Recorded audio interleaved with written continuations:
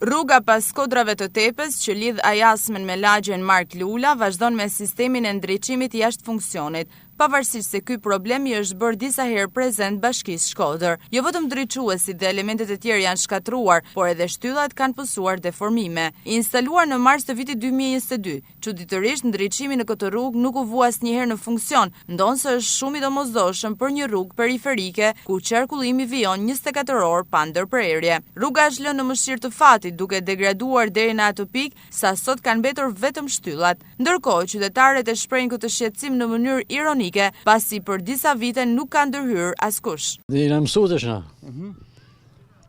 Nuk është hera parë kjo punë. Pa e dihet se janë domosdoshëm. Çka kena bësh? Kush më rregullu?